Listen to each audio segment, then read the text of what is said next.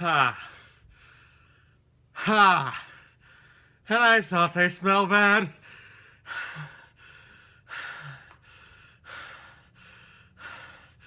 On the outside. Ah.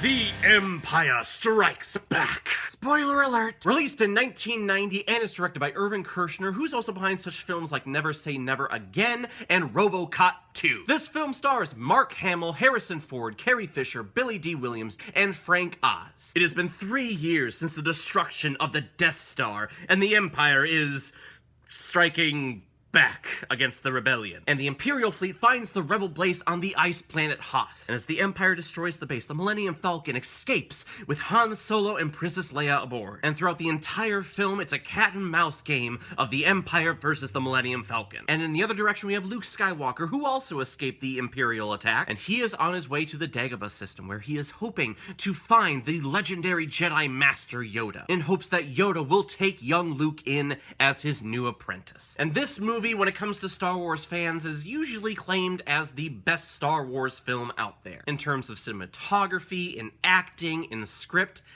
yeah, I have to agree with them. Again, personally, my favorite film is Return of the Jedi, but when you're talking about the greatest technical film, yeah, it's gotta be The Empire Strikes Back. And as much as the original Star Wars film is integrated into pop culture, this film is just as integrated. And how rare is it that the sequel to a huge hit like Star Wars becomes just as equal, if not better. Because this time around, 3 years after the original Star Wars came out, George Lucas kinda had his shit together when it came to marketing this thing. When Empire was coming out, they had the merchandising marketed on everything. Toys, Legos, lunchboxes, bed sheets, curtains, clothing. Empire Strikes Back was everywhere. And I think it's interesting, this film was everywhere, but yet the title of the movie spoiled the entire thing. That happens a lot with these Star Wars subtitles. Star Wars, or as it later was referred to as Star Wars Episode 4, A New Hope, gives it away there. Empire Strikes Back, yeah, the Empire is basically winning the entire time. Return of the Jedi, Luke Skywalker comes back. Attack of the Clones, we have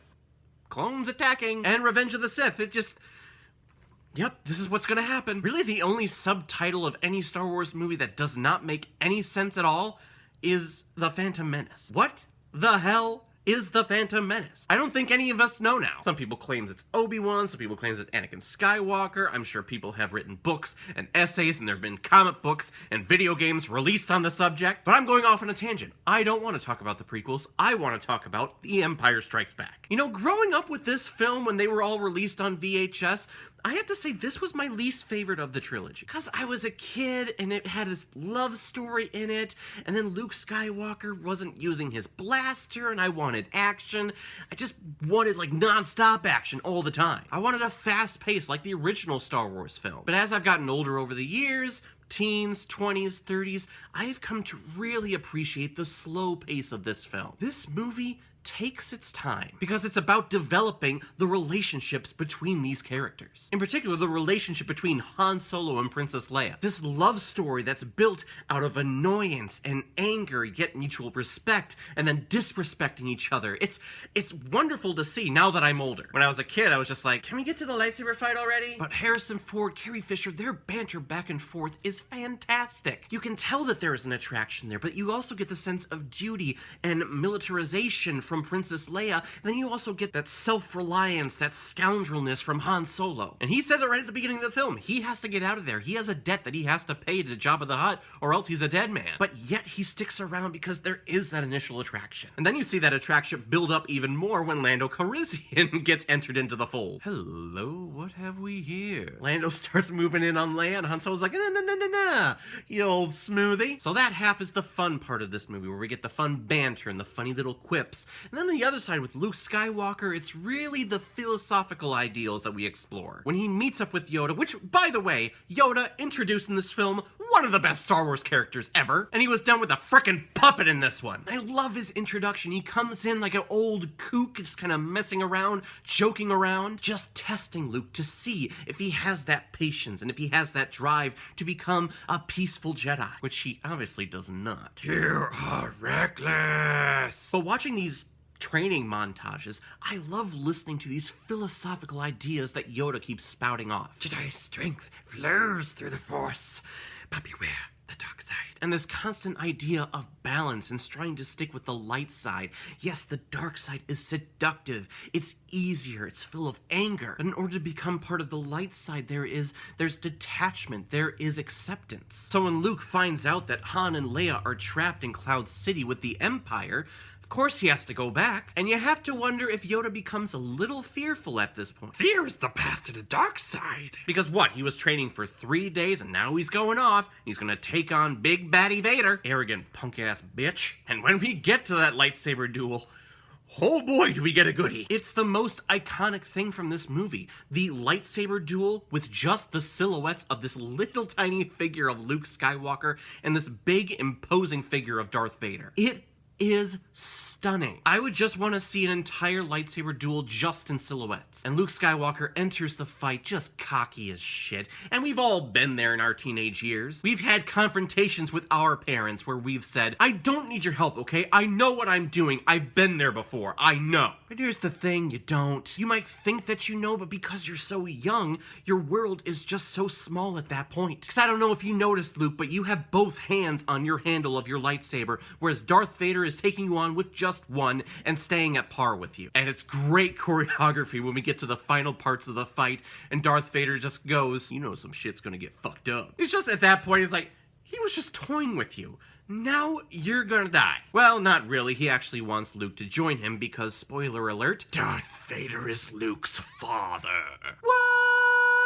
I really don't think that's a spoiler because that line, I am your father, is so embedded into pop culture now. I say now like it just happened. It happened back in 1980. But everyone knows that line. Even if you're not a fan of Star Wars, you know that line. And it's no, I am your father. Not Luke, I am your father. No, that's our interpretation when we're saying it to people that may or may not know what Star Wars is. But I think the thing that people gravitate to this film the most is that it teaches us that the good guys don't always win. When we have these epic adventure movies or sci-fi movies where the hero, the protagonist, he always makes it back in the end, the good guys always win, I think that this is one of the first films that fell into this category of, no, the good guys don't always win. Sometimes the bad guys come in and defeat everything, no matter what the good guys do. And I just think that's a powerful lesson to learn, especially as a kid who's watching this thing. Just learning that because you're on the side of good that you view as being good,